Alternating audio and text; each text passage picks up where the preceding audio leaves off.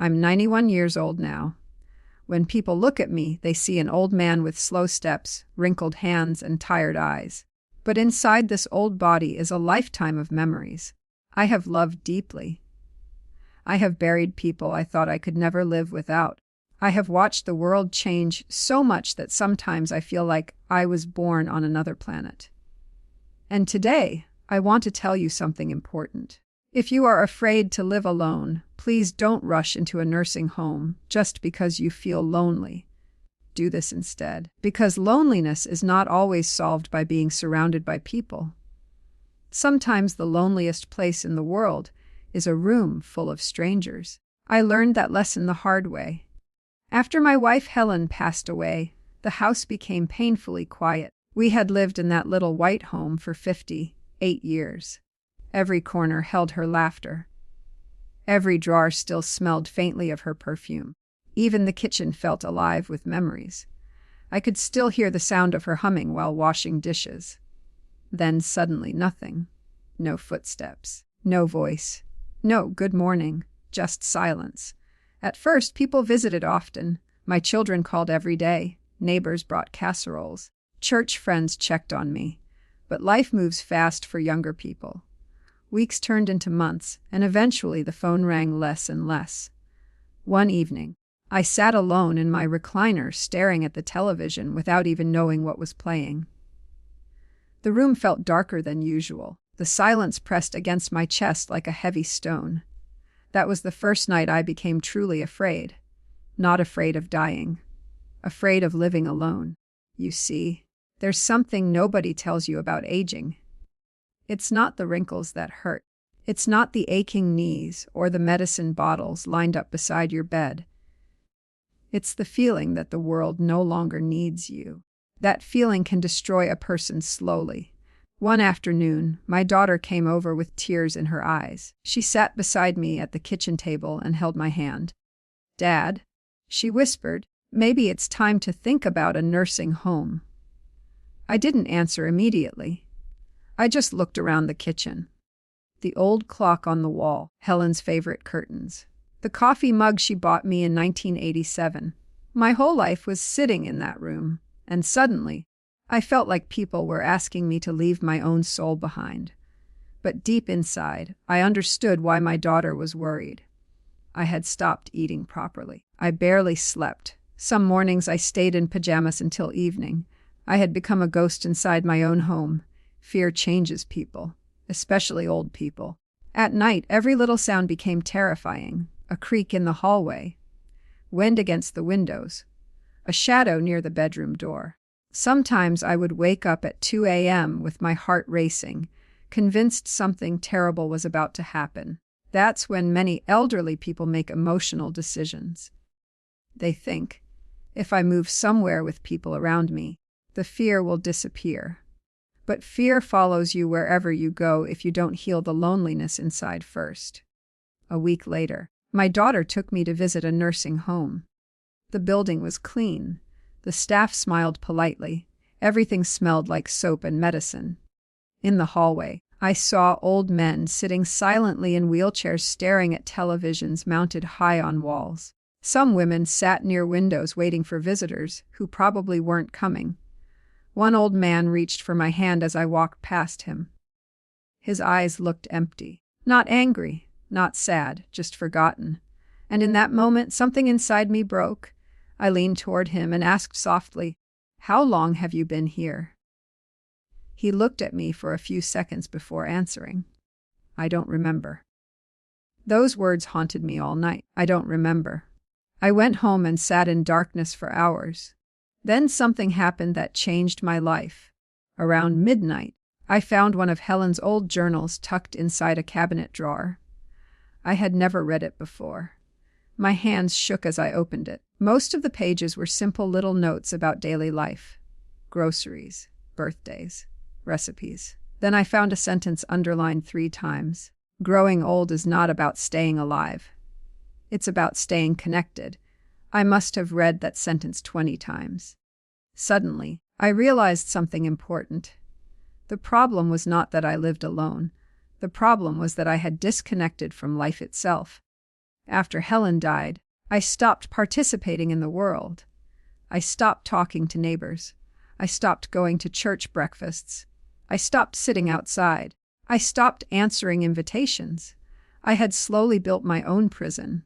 And many elderly people do the same thing without realizing it. Loneliness grows in isolation. The next morning, I made a decision. Not a dramatic decision, not some movie-style miracle. Just one small decision. I got dressed. That was it. I shaved my face carefully. I combed my hair. I put on one of my favorite sweaters Helen used to love. Then I walked outside. The sun felt strange on my skin after spending so much time indoors. A little boy riding a bicycle waved at me. I waved back. For the first time in months, I felt human again. That afternoon, I sat on my front porch with a cup of coffee. Neighbors passing by stopped to chat. One woman brought homemade cookies. A teenager offered to mow my lawn, and slowly, something incredible happened. Life began returning to me, not all at once, very slowly, like tiny drops of rain filling an empty bucket. That's when I discovered the truth no one tells older people. Living alone does not mean living abandoned. You can still belong to the world, but you must choose connection before fear chooses isolation for you. Many people think strength means never needing anyone. That's wrong. Real strength is allowing yourself to stay open even after loss, especially after loss. I started creating tiny routines that saved my life emotionally. Every morning, I walked outside for 10 minutes. Every Wednesday, I visited the local diner for breakfast. Every Sunday, I sat in the same church pew Helen and I once shared. At first, it hurt terribly. But eventually, those places stopped reminding me only of what I lost. They started reminding me that I was still alive. And if you are watching this today feeling terrified of growing old alone, listen carefully to me. Do not make decisions from fear. Fear will convince you that your life is already over. It is lying to you. Because even at 91 years old, there are still moments worth living for. A sunrise through the kitchen window. A stranger smiling at you in a grocery store. A grandchild's voice on the phone. The smell of fresh coffee in the morning. Tiny things become sacred when you reach this age. And sometimes, those tiny things are enough to keep your heart alive one more day. So before you run away from your home, before you surrender your independence, before you believe loneliness has defeated you, do this instead. Reconnect with life little by little. Open the curtains. Sit outside. Talk to someone. Join one small activity. Answer the phone. Cook a meal. Play music. Pray. Cry if you need to. But do not disappear while your heart is still beating. Because I almost disappeared. And I'm grateful every single day that I didn't. A few months after I decided not to move into a nursing home, people started noticing a change in me. Not because I suddenly became young again. That doesn't happen. At 91 years old, your back still hurts. Your knees still ache when rain is coming. You still wake up 3 times a night to use the bathroom. Aging is real. The body changes whether we accept it or not. But something inside me had started breathing again. And when the spirit inside a person wakes up, even a tired old body begins to carry itself differently. One morning, my neighbor Frank stopped by while I was watering flowers near the porch. He looked at me for a long moment and laughed softly. "Well," he said, "you look more alive than you did 6 months ago." I smiled, but his words stayed with me all day. Because he was right. 6 months earlier, I wasn't really living. I was waiting to die. And that's the dangerous lie many old people begin believing after loss, loneliness, or fear enters their lives. They stop planning for tomorrow. They stop buying clothes they like. They stop decorating the house. They stop celebrating birthdays. They stop dreaming. Slowly, they begin acting like guests in their own remaining years. I know this because I did it too. After Helen passed away, I unconsciously started shutting life down piece by piece. I stopped planting flowers because I thought, what's the point?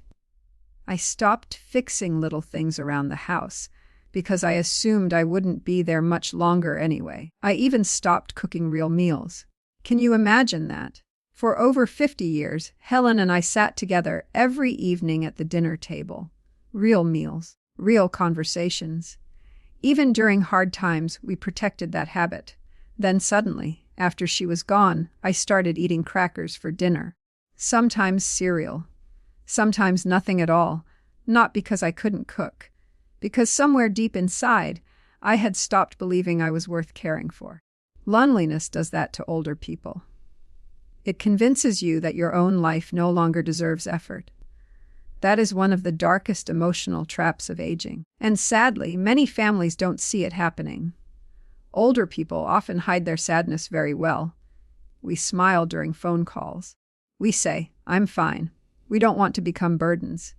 But behind closed doors, many elderly people sit silently in dark rooms, fighting battles nobody notices.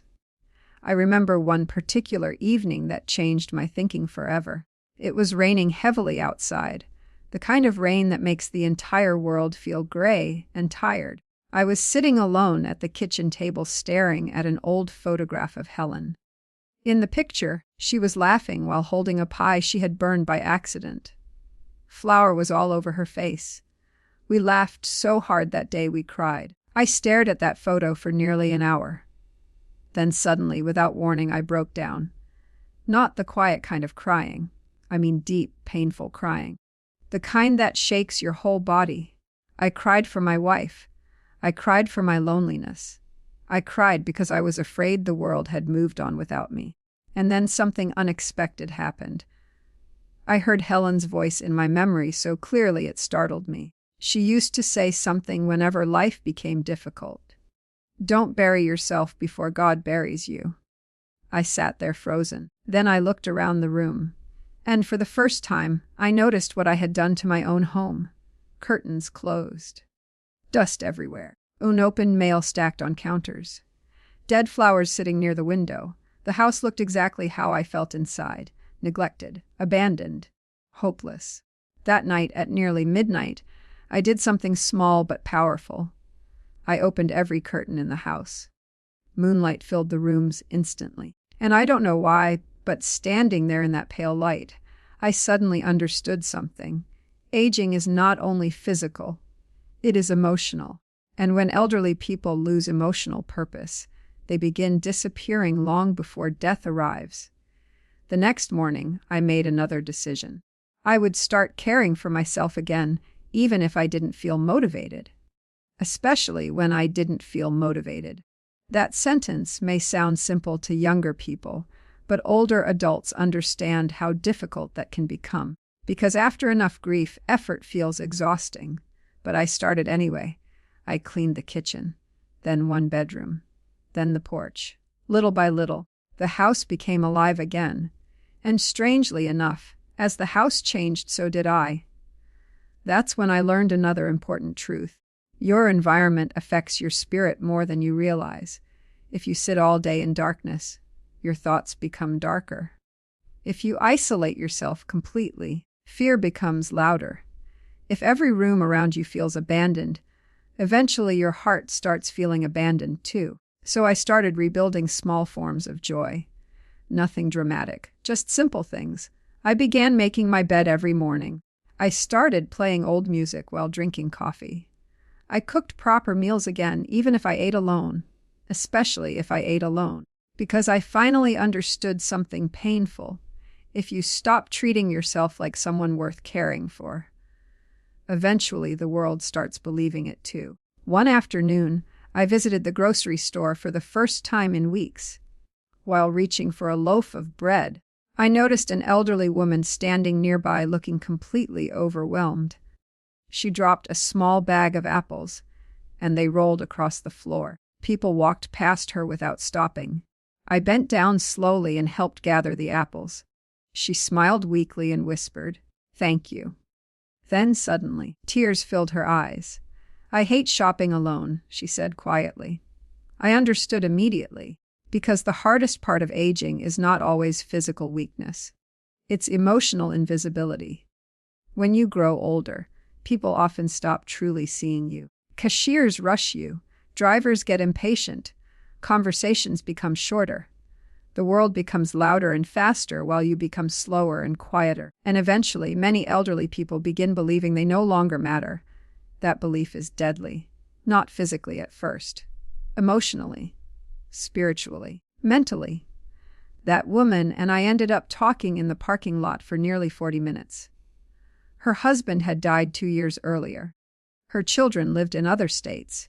She admitted she had been considering moving into a nursing home because she was scared of living alone. Before leaving, she asked me something I'll never forget. "How do you survive the silence?" I thought carefully before answering. Then I told her the truth. You don't fight the silence by running away from your home. You fight it by putting life back into your days. She looked confused at first. So I explained. Most elderly people don't actually fear being alone. They fear feeling emotionally disconnected. There's a difference. A person can live alone and still feel deeply connected to life, and another person can live surrounded by people yet feel completely forgotten. Connection is not about proximity. It's about participation. That conversation stayed with me for weeks afterward, because I realized millions of older people are silently carrying the same fear. Fear of empty evenings. Fear of falling sick alone. Fear of dying unnoticed. Fear of becoming dependent. Fear of becoming unnecessary. And those fears are real, but running toward a nursing home purely out of emotional panic is not always the answer. Sometimes the answer begins much smaller. Build routines. Create human contact. Find purpose again, volunteer somewhere. Call old friends. Join church groups. Sit in parks. Talk to neighbors. Read books. Adopt tiny responsibilities. Water plants. Feed birds. Bake cookies for someone. Human beings need purpose like lungs need oxygen. Even at 91. Especially at 91. You know what saved me more than anything? It wasn't medicine. It wasn't therapy. It wasn't moving somewhere new. It was becoming useful again. One day, a young father across the street asked if I could teach his son how to fix an old bicycle tire. That little boy sat beside me for 2 hours asking questions while I showed him tools from my garage. And for the first time in years, I didn't feel old. I felt needed. That feeling can heal parts of the human soul that medicine cannot reach.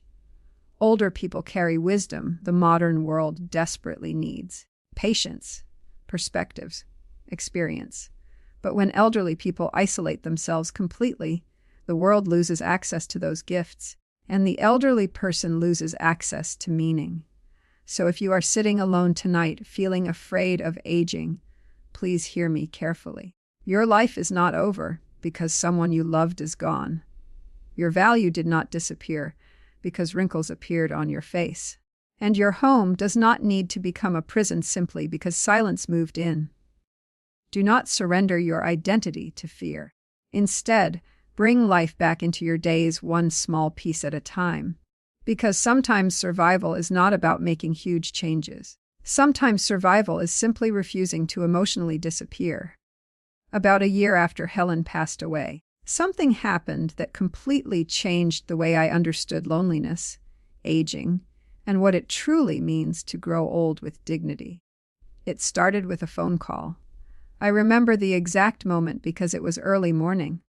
Rain tapped softly against the kitchen window while I sat drinking coffee from Helen's favorite blue mug. The house smelled like toast and cinnamon. For the first time in a long while, the silence didn't feel cruel. Then the phone rang. I almost didn't answer it. That's another thing loneliness does to older people. Eventually, you stop expecting good news.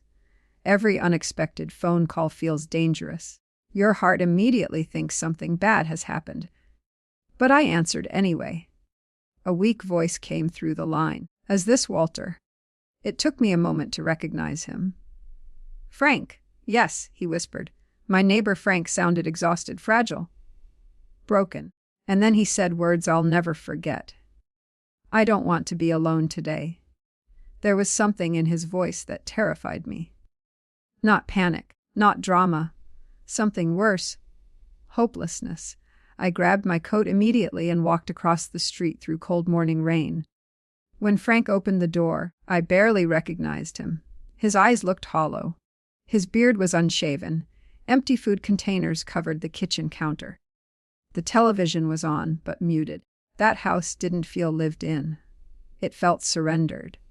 Frank sat heavily in a chair and stared at the floor for a long time before speaking again. "She's been gone 8 months," he said quietly. His wife Martha had died suddenly from a stroke the previous winter.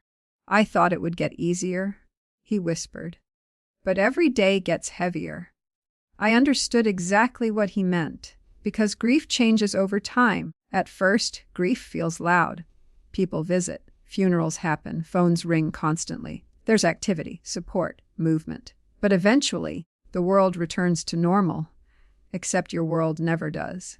That's when loneliness becomes truly dangerous, not during the funeral, months later, when nobody asks how you're doing anymore, when evenings become painfully long, when you realize the person who knew your routines, your habits, your stories, your flaws is gone forever. Frank looked around the room slowly. "I've been thinking about selling the house," he admitted. Then, after a pause, he added softly, "Or maybe just disappearing into one of those places." He meant a nursing home. I sat quietly beside him for several seconds before answering. Then I asked him something simple. "When was the last time you left this house?" He looked confused. "I don't know." "When was the last time you laughed?" Silence. "When was the last time you sat outside?" More silence. That's when I realized something heartbreaking. Frank wasn't only grieving his wife. He had stopped participating in life entirely. And when a person stops participating in life, loneliness grows like darkness in an empty room. I walked into his kitchen and opened the curtains wide. Sunlight pushed through the clouds just enough to brighten the room slightly. Frank squinted at the light like a man who hadn't seen daylight in weeks. "You know what your problem is?" I asked gently. He shook his head. "You think you're waiting for life to feel normal again before you start living." He stared at me carefully. "But life doesn't work that way after loss." That sentence changed both of us, because it was true. After a certain age, many people spend years waiting emotionally, waiting to feel strong again, waiting to stop missing someone, waiting for fear to disappear, waiting for motivation, waiting for loneliness to end. But sometimes healing only begins after movement starts, not before. That afternoon, I forced Frank to leave the house with me. He resisted like a stubborn child, said he looked terrible, said he was tired, said people would ask questions. I didn't care. We went to a small diner 3 miles away. At first, he barely spoke. But then the waitress smiled warmly and said, "Haven't seen you in a while, Frank." And something tiny shifted inside him. People still remembered him. That matters more than younger people understand. As we sat there drinking coffee, an older couple nearby started chatting with us about baseball. Then another man joined the conversation. Before long, Frank was laughing softly at a story someone told about getting locked out of a fishing cabin years ago. It wasn't some magical movie moment, but I saw life returning to his face little by little. That's when I understood one of the biggest secrets about aging. Most elderly people don't need perfect health to survive emotionally. They need connection, small moments, recognition, conversation, purpose, human warmth. Without those things, even beautiful places become prisons. A week later, Frank started joining me for morning walks around the neighborhood, very slow walks. At our age, speed no longer matters. Some mornings we barely made it 2 blocks before sitting on a bench to rest. But those walks saved us both. We started noticing simple things again. Birds singing, children waiting for school buses, flowers blooming, neighbors waving. Tiny moments. But tiny moments are powerful when loneliness has nearly swallowed your life whole. One morning during our walk, Frank suddenly stopped beside a maple tree. "My wife loved autumn leaves," he whispered. For a second, his eyes filled with tears. Then he smiled. A real smile. "You know," he said softly, "this is the first time I've noticed the trees since she died." That sentence broke my heart, because grief narrows the world.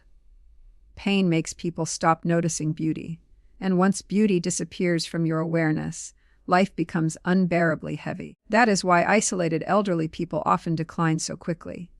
Not simply because of age, because the spirit slowly starves. Months passed, and Frank slowly changed. He shaved regularly again, started cooking proper meals, began attending church breakfasts with me every Saturday morning. One day, he even cleaned his garage for the first time in years. Then something incredible happened. A teenage boy from the neighborhood knocked on Frank's door, asking for help fixing an old lawn mower engine. Frank spent the entire afternoon teaching him. The next week, the boy returned with a friend. Soon, several neighborhood kids started visiting Frank regularly to learn how to repair things. And suddenly, the lonely old widower who once wanted to disappear into a nursing home had become important again. Useful again. Alive again. That's the part society forgets about elderly people. Old age does not erase wisdom, experience, patience, knowledge. In fact, many older people still have enormous emotional value to offer the world. But loneliness convinces them they are already finished. That lie destroys countless lives. One evening, Frank looked at me while we sat on the porch watching sunset colors stretch across the sky. "You saved me," he whispered. I shook my head immediately. "No," I told him. "You started living again. That's what saved you." And I truly believe that, because no person can remove grief completely, not at this age, not after losing people you loved for decades. The pain never fully disappears. But pain does not have to become the entire story of your remaining life. That's what many elderly people need to hear. You can miss someone deeply and still continue living meaningfully. You can cry at night and still laugh the next morning. You can feel loneliness sometimes without surrendering your entire future to it. And most importantly, you can live alone without becoming emotionally abandoned. But it requires effort, intentional effort, especially when you don't feel like trying. That's the hardest part. At 91 years old, there are mornings I still wake up feeling heavy. Some days the silence hurts again. Some nights I still reach toward Helen's side of the bed before remembering she's gone. Grief never completely leaves you. Love doesn't work that way. But now, instead of allowing loneliness to close my world smaller and smaller, I fight back differently. I open the front door. I answer phone calls. I sit outside. I speak to people. I remain part of life. Because isolation is where fear grows strongest. And if you are watching this while secretly feeling terrified of aging alone, please listen carefully to this old man. Do not disappear from the world before your time comes. Do not stop participating in life simply because life became painful. And please do not believe that a nursing home is the only answer to fear. Sometimes what you truly need is not relocation. Sometimes what you need is reconnection. Reconnection to people, to routines, to purpose, to sunlight, to conversation, to simple moments that remind you your life still matters. Because it does matter, even now, especially now. There's something I need to say that many older people are too afraid to admit out loud. Growing old can feel humiliating sometimes, not because of wrinkles, not because of gray hair, but because little by little, the world starts treating you differently. People interrupt you more. They speak louder to you, even when your hearing is fine. Some people stop asking your opinion altogether. And eventually, if you're not careful, you begin shrinking yourself without even realizing it. I know because I did it. When I turned 80, I thought I understood aging already. I had retired years earlier. My children were grown. My wife and I had settled into a quiet routine. I believed the hardest chapters of life were behind me. I was wrong, because nobody prepares you for what happens after deep loss. Nobody explains how quickly confidence can disappear after loneliness enters your home. And nobody warns you that fear can quietly steal your independence long before your body does.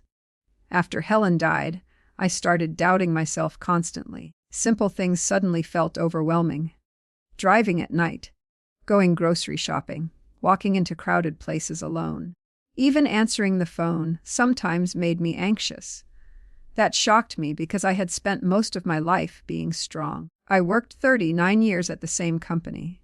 I raised children, paid bills, fixed roofs, buried my parents, helped neighbors during storms. But grief changes the human mind in ways people rarely discuss, especially in old age.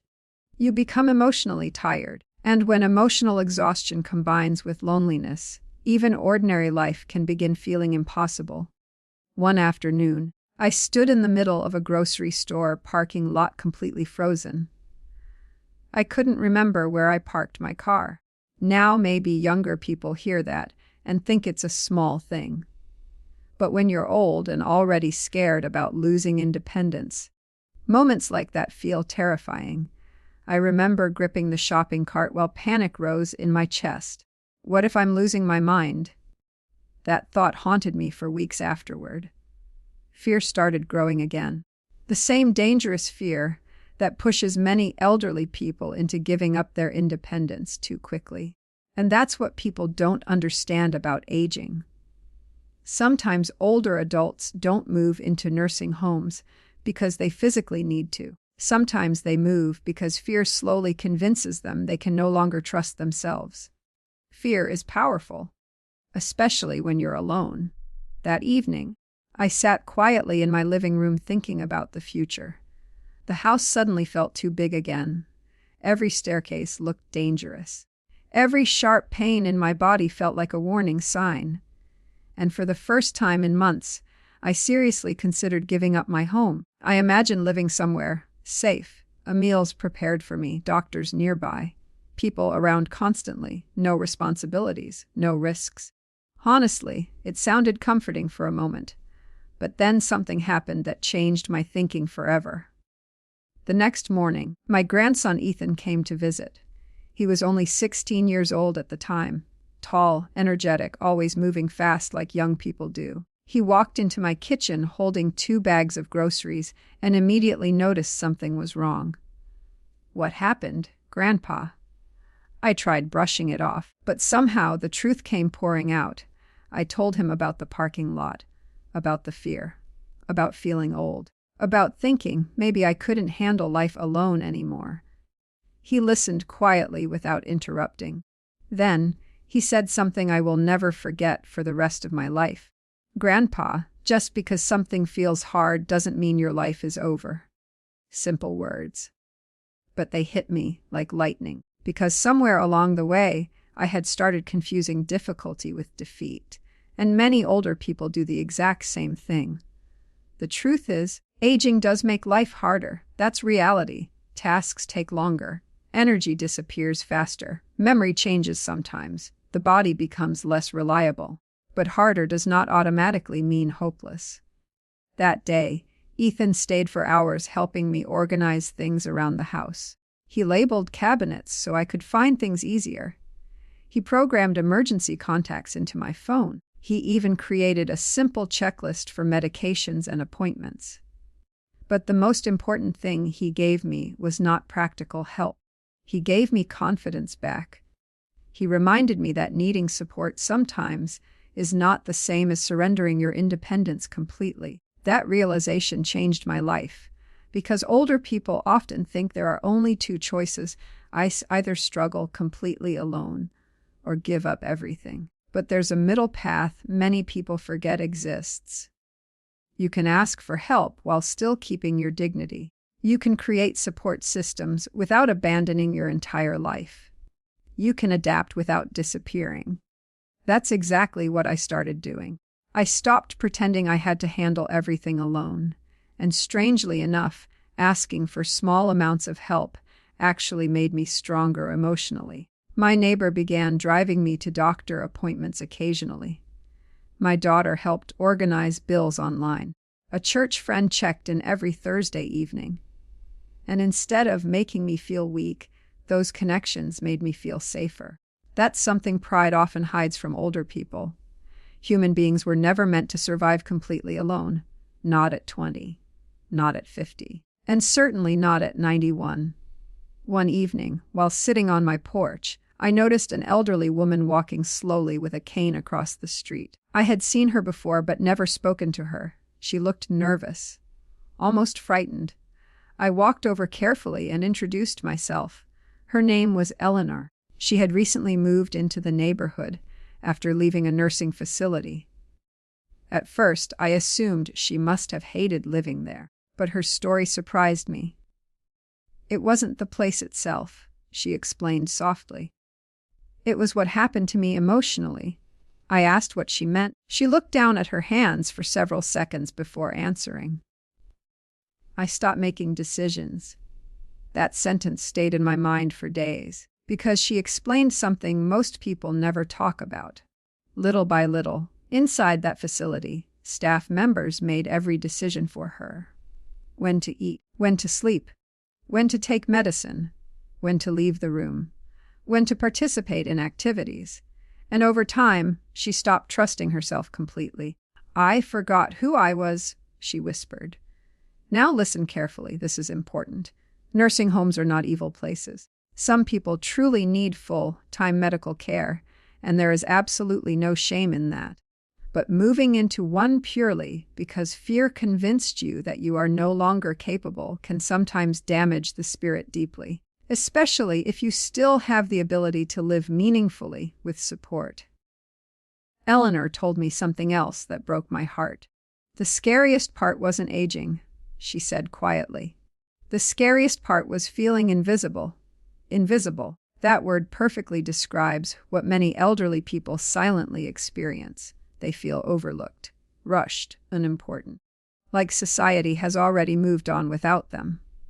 And when a person feels invisible long enough, they begin disappearing emotionally. That's why connection matters so much in old age. Not shallow interaction, real connection, conversations, purpose, being remembered, being asked for advice, being included, being needed. After that conversation, Eleanor started joining me and Frank for morning walks. Slow little walks around the neighborhood turned into something beautiful. Soon other older neighbors joined us too. Some widowed, some divorced, some completely alone. We began meeting twice a week for coffee and conversation. No fancy program, no therapy sessions, just human beings refusing to disappear from each other's lives.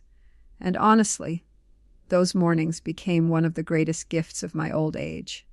We laughed, shared stories, talked about fear openly, talked about death openly, talked about loneliness honestly.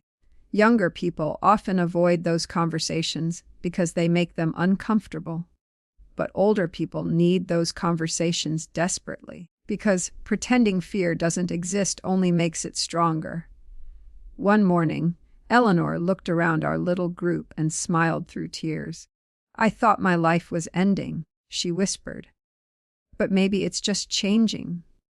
That sentence touched every one of us deeply, because aging is not only about loss. Sometimes it's also about rediscovering life differently, slower, softer, more meaningful. At 91 years old, I no longer chase huge achievements. I chase moments, a good conversation, fresh morning air, a grandchild's laughter, sunlight through the window, a phone call from a friend. Tiny moments become treasures when you reach this stage of life. And maybe that's the lesson I wish someone had told me at 80. You do not need to stop living simply because life becomes smaller. Smaller does not mean meaningless. A quiet life can still be a beautiful life. A slower life can still be a valuable life. And a person living alone can still live with dignity, connection, and purpose. So if you are sitting alone tonight wondering whether fear means your life is over, please remember this old man's words. You are allowed to need help sometimes. You are allowed to feel scared. You are allowed to grieve. But do not surrender your identity to loneliness. Do not become emotionally invisible to yourself. And please, do not bury your remaining years beneath fear before life has truly finished with you. If you remember nothing else from my story, remember this. The greatest danger of growing old is not wrinkles. It is not slow walking. It is not forgetting where you left your glasses. The greatest danger is slowly losing the will to remain emotionally alive. That is what almost happened to me, and it happens quietly to millions of elderly people every single day. Not because they are weak, not because they failed, but because loneliness is heavy, heavier than most young people understand, especially at night, especially after loss, especially when the house becomes too quiet and memories begin echoing through empty rooms. At 91 years old, I have learned something important about fear. Fear grows fastest in silence. That's why elderly people who isolate themselves too much often decline so quickly. The mind becomes crowded with dark thoughts. Every pain feels dangerous. Every problem feels permanent. Every lonely evening feels endless. And after enough time, a person can begin believing the world no longer has a place for them. Please don't believe that lie. Because it is a lie. Your value does not disappear with age. Your usefulness does not end after retirement. And your life does not stop mattering simply because some rooms in your house are now empty. I know the temptation. Believe me, I do. There were nights I sat alone thinking it might be easier to surrender everything. Sell the house. Pack a suitcase. Move somewhere quiet where meals are prepared and decisions are made for me. Some days, exhaustion made that idea feel comforting. But deep down, I realized something. I wasn't truly searching for a new place to live. I was searching for relief from emotional pain. And those are not always the same thing. That realization changed everything. Because once I understood that, I stopped asking, where should I live? And started asking a better question. How should I live? That question saved my life. Instead of building my days around fear, I started building them around connection. Every morning, I created reasons to get out of bed. Not huge reasons. Tiny reasons. Coffee on the porch, calling an old friend, watering flowers, watching birds gather near the fence, reading scripture quietly while sunlight filled the kitchen. Small things. But small things become powerful when you're fighting loneliness. I also learned something else that surprised me. People often want to help older adults, but they don't know how. Sometimes all you have to do is open the door a little. One afternoon, my granddaughter, Lily, visited unexpectedly with her little daughter, Emma. That tiny girl ran straight into my arms holding crayons and coloring books. "Great-grandpa," she said excitedly, "will you draw with me?" Now let me tell you something honest. At 91 years old, my hands shake badly some days. My drawings look terrible. But Emma didn't care. For nearly an hour, we sat at the kitchen table drawing crooked flowers and smiling stick figures while she laughed nonstop. At one point, she looked up at me and said something so simple yet so powerful. "You're fun." I nearly cried. Because after years of grief and loneliness, I had forgotten something important. Older people are not only people who need care. We still have love to give, joy to share, stories to tell, warmth to offer. And when elderly people completely isolate themselves from younger generations, everyone loses something valuable. Children lose wisdom. Families lose history. And older people lose reminders that they still matter deeply. That little girl healed a part of me without even knowing it. A few days later, I found myself standing in front of the bathroom mirror studying my old face carefully. Wrinkles, age spots, thin white hair, tired eyes. For a long moment, I barely recognized the man staring back at me. Then suddenly, instead of sadness, I felt gratitude.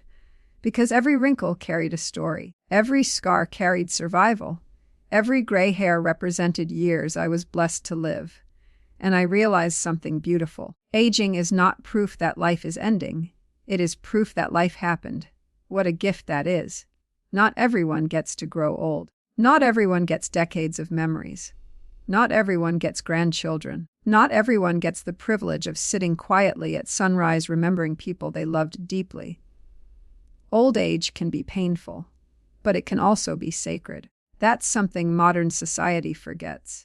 The world worships youth so aggressively that older people sometimes begin feeling ashamed for simply aging naturally. But there is dignity in growing old. There is wisdom in surviving hard years. There is quiet beauty in becoming softer, slower, and more reflective. One evening, our little neighborhood coffee group sat together watching sunset colors spread across the sky. Frank was there. Eleanor, too. A few other older neighbors joined us as usual. At one point, nobody spoke for nearly a minute. We simply sat there quietly together. Then Frank smiled softly and said, "Funny, isn't it?" "What is?" I asked. "I spent months terrified of living alone," he whispered. "But now I realize I was never really alone." That sentence touched me deeply, because loneliness is not always about how many people are physically near you. It's about whether your heart remains connected to life, and connection can be rebuilt slowly, patiently, one conversation at a time, one routine at a time, one sunrise at a time. That's why I want every older person listening to me right now to understand something clearly. Needing support is not failure.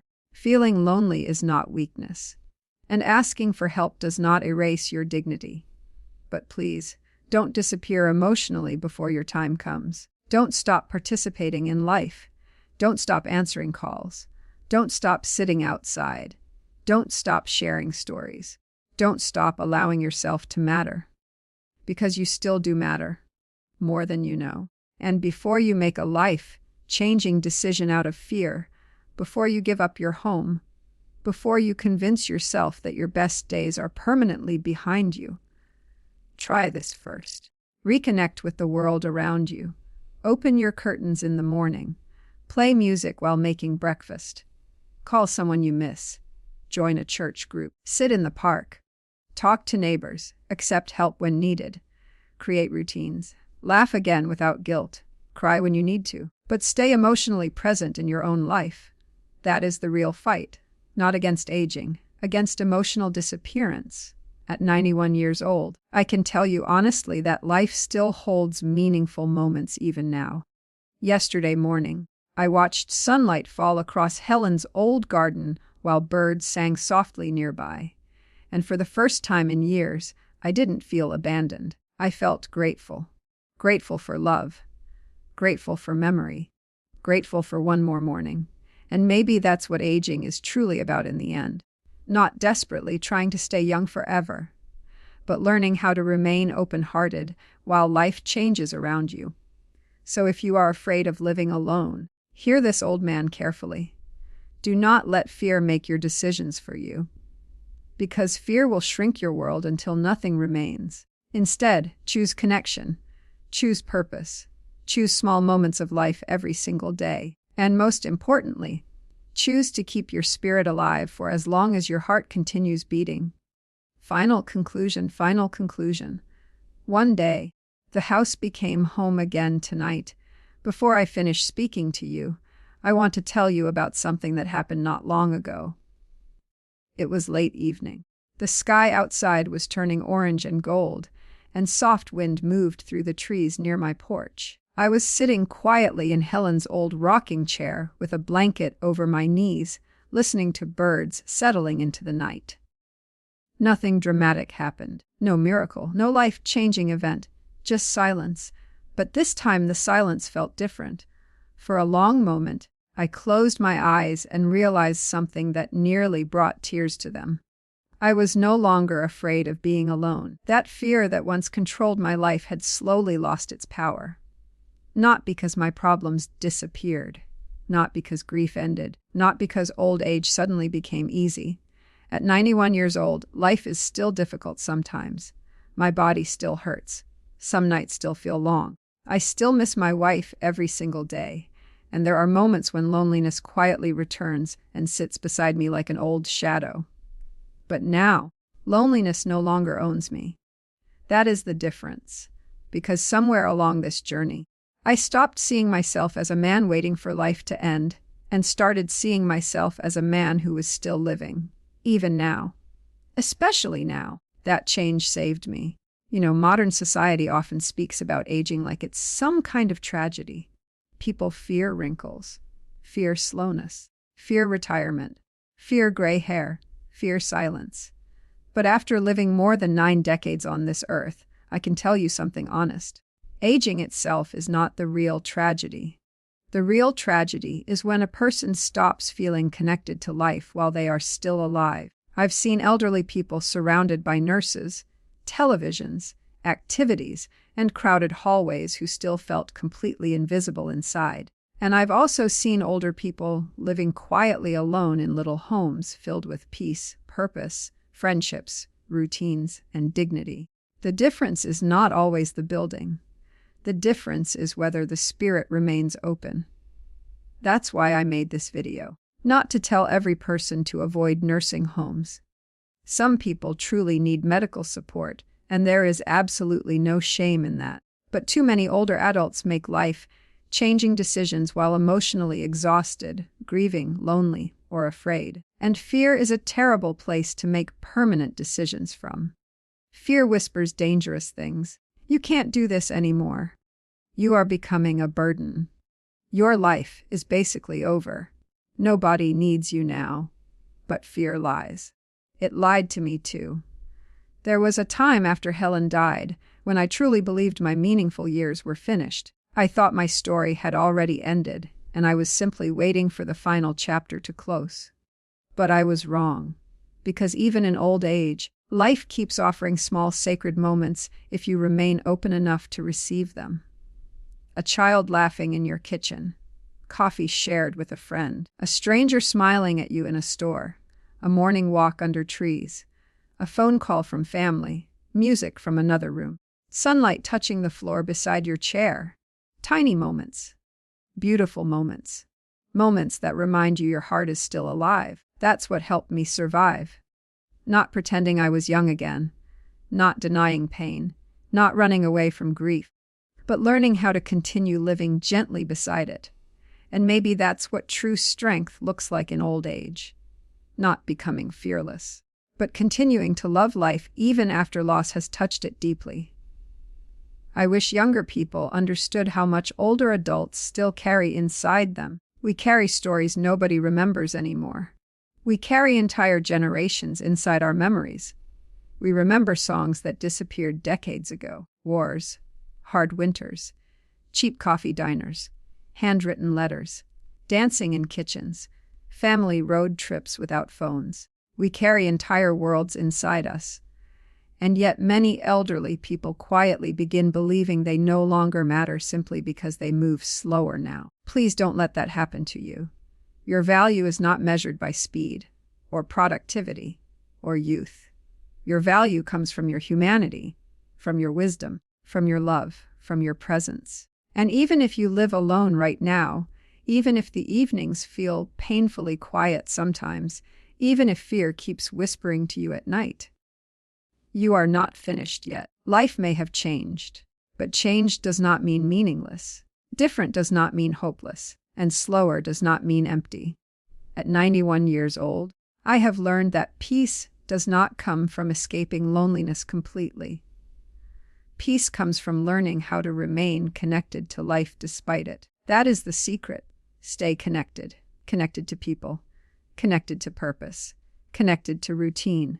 Connected to sunlight. Connected to faith. Connected to simple joys.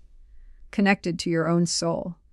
Because when people disconnect completely, that is when the darkness grows dangerous. I almost disappeared into that darkness once.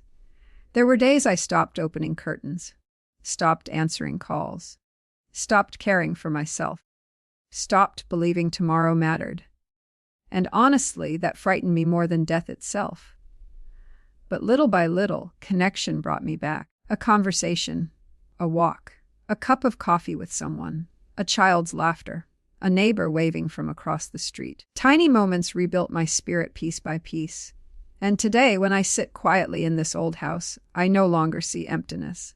I see a life, a real life, a beautiful life, a painful life sometimes, yes, but still beautiful, because love once lived here, because memories still breathe here, because my story is still unfolding here, and maybe yours is too. So before you surrender your independence out of fear, before you convince yourself that loneliness has already defeated you, before you believe your best moments are all behind you. Please try this first. Open the curtains tomorrow morning. Step outside for fresh air. Speak to someone. Reconnect with one small part of the world again. Then another. Then another. Do not disappear while your heart is still capable of feeling warmth. And please remember this final truth from an old man who has lived long enough to understand it deeply. The goal is not simply to stay alive as long as possible. The goal is to remain emotionally alive while you are here.